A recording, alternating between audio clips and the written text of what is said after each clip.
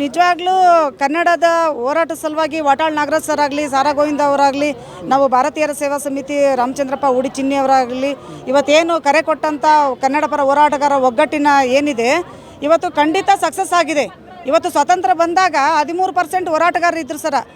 ಆದರೆ ನಮಗೆ ಸ್ವತಂತ್ರ ತೊಗೊಂಡಿದ್ದೀವಲ್ವ, ಪ್ರತಿಯೊಬ್ಬ ರಾಜಕಾರಣಿಗಳಿಗೂ, ಪ್ರತಿ ಜಿಲ್ಲೆಗೂ, ಪ್ರತಿ ರಾಜ್ಯಕ್ಕೂ ಕೂಡ ಕನ್ನಡದಲ್ಲಿ ಹೋರಾಟಗಾರರಿದ್ದಾರೆ. ಏನಾದರೂ ತಪ್ಪು ನಡೆದ್ರೆ ನಾವು ಬೀದಿಗೆ ಬರ್ತಾರೆ, ನಮ್ಮನ್ನು ಖಂಡಿಸ್ತಾರೆ, ನಮ್ಮನ್ನು ತುಳಿತಾರೆ ಅನ್ನೋದನ್ನು ನಿಜವಾಗ್ಲೂ ನಾವು ತೋರಿಸ್ಕೊಟ್ಟಿದ್ದೀವಿ. ಇದು ಚಳುವಳಿ, ಇವತ್ತಿನ ಚಳುವಳಿ ಏನು ಸಾಮಾನ್ಯವಾದಲ್ಲ. ಈಗ ಎಕ್ಸಾಮ್ ನಡೀತಾ ಇದೆ ಮಕ್ಕಳಿಗೆ, ಅದಕ್ಕೋಸ್ಕರ ಕಮ್ಮಿ ಜನಸಂಖ್ಯೆ ಇದೆ. ಮತ್ತು ಮುಂದೆ ಯುಗಾದಿ ಹಬ್ಬ ಬಂದಿರೋದ್ರಿಂದ ಹೆಣ್ಮಕ್ಳು ಬಂದಿಲ್ಲ. ಮುಂದಿನ ದಿನಗಳಲ್ಲಿ ಇವರಿಗೆ ಕಪ್ಪು ಬಟ್ಟೆ ತೋರಿಸೋದ್ರ ಮೂಲಕ, ಹೆಣ್ಮಕ್ಳು ಒನಕೆ ತೋರಿಸೋದ್ರ ಮೂಲಕ, ಪರಕೆ ತೋರಿಸೋದ್ರ ಮೂಲಕ ಮುಂದೆ ಚಳುವಳಿ ದೊಡ್ಡದಾಗಿ ಹಾಗೆ ಆಗುತ್ತೆ ಅಂತ ನಾನು ಈ ಮೂಲಕ ಹೇಳೋಕೆ ಇಷ್ಟಪಡ್ತೀನಿ. ಬೆಳಗಾವಿ ಮಹಾನಗರ ಪಾಲಿಕೆಯಲ್ಲಿ ಪಾಲಿಕೆ ಅಧ್ಯಕ್ಷರು ಮರಾಠಿಯರಾಗಿದ್ದಾರೆ, ಉಪಾಧ್ಯಕ್ಷರು ಕನ್ನಡಿಗರಾಗಿದ್ದಾರೆ. ಅದು ಇವತ್ತು ಭಾಷೆನ ನಾವು ಮರಾಠಿಗರು ಕನ್ನಡಿಗರು ಅನ್ನೋದಕ್ಕಿಂತ ನಮ್ಮ ಕರ್ನಾಟಕ ಸರ್ವಧರ್ಮ ಕರ್ನಾಟಕ, ಸರ್ವ ಜನಾಂಗದ ಶಾಂತಿಯ ತೋಟ ಅಂತ ಹೇಳ್ಬೋದು ನಾವು ಕರ್ನಾಟಕನ.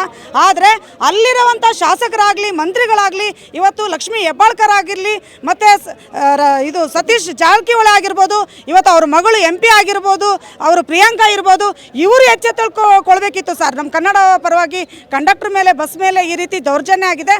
ನಾವು ಈಗ ಇದನ್ನು ತಕ್ಷಣ ಖಂಡಿಸಬೇಕು, ಅವ್ರನ್ನ ಗಡಿಪಾರು ಮಾಡಬೇಕು, ಅವರಿಗೆ ಸರಿಯಾದ ಶಿಕ್ಷೆ ಕೊಡಬೇಕು ಅನ್ನೋದು ಅವ್ರಿಗಿರ್ಬೇಕು ಸರ್. ಇನ್ಯಾವುದಕ್ಕೆ ಅವರು ಶಾಸಕರಾಗಿ, ಮಂತ್ರಿಗಳಾಗಿ ಅವ್ರ ಕುರ್ಚಿ ಮೇಲೆ ಕುತ್ಕೊಳ್ಳೋಕ್ಕೆ, ಅವ್ರ ಹೆಂಡ್ರು ಮಕ್ಕಳು ಸಾಕ್ಕೊಳ್ಳೋಕ್ಕೆ, ಸಂಬಂಧಿಕರು ಸಾಕ್ಕೊಳ್ಳೋಕ್ಕೆ, ಪಕ್ಷಗಳನ್ನು ಉಳಿಸೋಕೆ ಬೇಕಾಗಿರೋದು. ದಯಮಾಡಿ ಹೇಳ್ತೀನಿ, ಮುಂದಿನ ದಿನಗಳಲ್ಲಿ ಯಾವುದೇ ಜಿಲ್ಲೆಯಲ್ಲಾಗಲಿ, ಯಾವುದೇ ಗ್ರಾಮದಲ್ಲಾಗಲಿ, ತಾಲೂಕುಗಳಲ್ಲಾಗಲಿ ನಮ್ಮ ಕನ್ನಡಿಗರನ್ನ ತುಳಿಯೋಂಥ ಕೆಲಸ, ಇವತ್ತು ದುಡಿಯೋ ವರ್ಗನ ಸರ್ಕಾರಿ ನೌಕರ ಮೇಲೇ ಅಲ್ಲೇ ಆದರೆ ಇನ್ನು ಸಾಮಾನ್ಯರ ಮೇಲೆ ಅಲ್ಲೇ ಆಗಲ್ಲ ಅಂತ ಏನು ಗ್ಯಾರಂಟಿ ಸರ್? ಈ ಪ್ರತಿಭಟನೆ ವಿರೋಧ ಪಕ್ಷದ ಈಗ ಮೈತ್ರಿಕೂಟ ಕೂಡ ಬೆಂಬಲ ಸೂಚಿಸಿಲ್ಲ, ಅವರು ಕೂಡ ಯಾರೋ ಒಬ್ಬರು ತುಟಿ ಬಿಚ್ಚಲಿ ಇದುವರೆಗೂ. ಬಿಜೆಪಿ ಆಗಿರ್ಬೋದು, JDS ಆಗಿರ್ಬೋದು, ವಿರೋಧ ಪಕ್ಷ ನಾಯಕ ಆರ್ ಅಶೋಕರ್ ಕೂಡ ಆಗಿರ್ಬೋದು, ಅವರು 3 ಜನ ಕೂಡ JCBಗಳು ಸರ್. ಬೆಳಿಗ್ಗೆ ಮಧ್ಯಾಹ್ನ ರಾತ್ರಿ ಇದ್ದಂಗೆ, ಗೊತ್ತಾಯ್ತಾ ಸರ್? ಇಲ್ಲಿ ಮಜ್ಜಿಗೆ ಕುಡ್ದು ಎಳ್ನೀರು ಕುಡ್ದು ಬದುಕೋರು ಯಾರೂ ಇಲ್ಲ, ಅರ್ಥ ಆಯ್ತಲ್ಲ ಸರ್? ಈಗ ಹಿಂದೆ ಗಂಜಿ ಕುಡ್ದು ಎಳ್ನೀರು ಕುಡ್ದು ನಾವು ಗೆಡ್ಡೆ ಗಣಸು ತಿಂದು ಬದುಕ್ತಿದ್ವಿ. ಈಗ ಅವ್ರು ತಿಂತಿರೋದೇನು? ಎಂಡ ಕಂಡ ಹೆಂಗಸರು, ಹನಿ ಟ್ರ್ಯಾಪ್ ಅಂತೆ, ACD ಅಂತೆ, ಈ ಪೆಂಡ್ರೈ ಅಂತೆ ಮಾಡ್ಬೋದಾ ಸರ್? ಬೇಕಾಗಿರೋದೇನು? ಜನಸಾಮಾನ್ಯರ ಕೆಲಸ, ಉದ್ಯೋಗ, ನೀರು, ಇವತ್ತು ಶಿಕ್ಷಣ, ಮತ್ತು ಸಾಮಾನ್ಯರಿಗೆ ಇವತ್ತು ಕೂಲಿ ಕಾರ್ಮಿಕರಿಗೆ ನ್ಯಾಯ ಕೊಡಬೇಕು. ಅದನ್ನು ಯಾರು ತನಿಖೆ ಮಾಡಿ ಸರಿಯಾಗಿ ನೊಂದು ಬೆಂದವರಿಗೆ ಪರಿಹಾರ ಸಿಗ್ತಾ ಇಲ್ಲ. ಇವತ್ತು ಬಜೆಟಲ್ಲಿ ಮನ್ನಣೆ ಮಾಡಿದ್ರು 30% ಕನ್ನಡಿಗರ ಕೂಲಿ ಕಾರ್ಮಿಕರಿಗೆ ಸಿಕ್ಕಿಲ್ಲ. ಇನ್ನು ಮುಂದೆ ಏನು ಸಿಗುತ್ತೆ ಅಂತ ಏನು ಗ್ಯಾರಂಟಿ? ಬಜೆಟ್ ಅಧಿವೇಶನದಲ್ಲಿ ಯಾವ ಅಧಿಕಾರಿ ಎಷ್ಟು ಭ್ರಷ್ಟಾಚಾರ ಮಾಡಿದಂತ ಚರ್ಚೆ ಆದಷ್ಟು ಕನ್ನಡಿಗರ ಬಗ್ಗೆ 1% ಒಂದು ವಿಷಯ ಕೂಡ ಚರ್ಚೆ ಆಗಲಿಲ್ಲ. ಕನ್ನಡವೇ ಸತ್ಯ, ಕನ್ನಡವೇ ನಿತ್ಯ ಅನ್ನೋ ಪದನೇ ಅವ್ರ ತಲೆಗಿಲ್ಲ ಸರ್. ಇನ್ನು ಅಂದಮೇಲೆ ಕನ್ನಡಿಗರ ಪರವಾಗಿ ಏನು ಮಾತಾಡ್ತಾರೆ? ಇವತ್ತು ಕನ್ನಡ ಮತ್ತು ಸಂಸ್ಕೃತಿ ಇಲಾಖೆ ಸಚಿವರು ಬಂದು ಒಂದು ಮನವಿ ಸ್ವೀಕರಿಸಬಹುದು. ವಾಟಾಳ್ ನಾಗರಾಜ್ ಸರ್ ಜೊತೆ ಬಂದುಬಿಟ್ಟು ಒಂದು ಮನವಿ ಸ್ವೀಕರಣೆ ಮಾಡೋ ಅಂಥ ಯೋಗ್ಯತೆ ಇಲ್ಲಾಂದರೆ 5 ಸಲ ಶಾಸಕರಾಗಿ ವಿಧಾನಸೌಧದಲ್ಲಿ ಮೊಟ್ಟ ಮೊದಲ ಬಾರಿಗೆ ಬಕೆಟ್ ಹಿಡಿದು ಮಸಿ ಬೆಳೆದಂಥ ವ್ಯಕ್ತಿ ಅಂತ ಇದ್ರೆ ವಾಟಾಳ್ ನಾಗರಾಜ್ ಸರ್. ಇವತ್ತು ಪ್ರೊಫೆಸರ್ ನಂಜುಂಡಸ್ವಾಮಿ ಅವರು, ಇವತ್ತು ಅವ್ರ ನೇತೃತ್ವದಲ್ಲಿ ಆಯ್ಕೆ ಆಗಿ ಬಂದಂಥ ಸಿದ್ದರಾಮಯ್ಯ ಅವರು ಇವತ್ತು ಬೀದಿ ಇಲ್ಲಿ ಕಳಿಸ್ಬೇಕಿತ್ತು. ಅವರು ಇನ್ನೆದಕ್ಕೆ ಬೇಕು ನಮಗೆ ಸರ್ಕಾರ? ಇನ್ನೆದಕ್ಕೆ ಬೇಕು ನಮಗೆ ಶಾಸಕರು? ಇನ್ನೆದಕ್ಕೆ ಬೇಕು ಮಂತ್ರಿಗಳು? ಈ ಥರ ಬೀದಿಗೆ ಬಂದು ಹೋರಾಟ ಮಾಡೋ ಅಂತಾರೆ ಮಾತ್ರ ಆಗಬೇಕು. ಹಾಗಾದ್ರೆ ಮುಂಬರುವ ಚುನಾವಣೆಯಲ್ಲಿ ಏನು ಮಾಡ್ತೀರಾ ಕನ್ನಡಿಗರು? ಏನು ಸೂಚಿಸ್ತೀರಾ? ಪ್ರತಿಯೊಬ್ಬರು ಕೂಡ ಇವತ್ತೇನು ದುಡ್ಡಿಗೋಸ್ಕರ, ಈ ಒಂದು ಅವರ ಚಟಗಳಿಗೋಸ್ಕರ, ಕುರ್ಚಿಗೋಸ್ಕರ ಇವತ್ತು 5 ವರ್ಷ ಸರ್ಕಾರ ಆಳ್ವಿಕೆ ಮಾಡ್ತಾ ಇದ್ರು ಕೂಡ ನಮ್ಮನ್ನು ಆಳ್ವಿಕೆ ಮಾಡೋರು 2 ವರ್ಷನೂ ಮಾಡಲ್ಲ, 3 ವರ್ಷ ಬರೀ ಇವರ ಸಮಸ್ಯೆಗಳು, ಇವ್ರ ಚಟಗಳು, ಇವ್ರ ಆಸ್ತಿಗಳು, ಇವ್ರ ಹೆಂಡ್ರು ಮಕ್ಕಳದೇ ಟಿವಿಗೆ ತೋರಿಸ್ತಾರೆ ಹೊರತಾಗಿ ಒಳ್ಳೆಯವ್ರಿಗೆ ಏನು ಮಾಡಿದೀವಿ ಅಂತ ತೋರಿಸ್ತಾ ಇದ್ದಾರೆ. ನೀವೇ ಹೇಳಬೇಕು ಮಾಧ್ಯಮದವರು.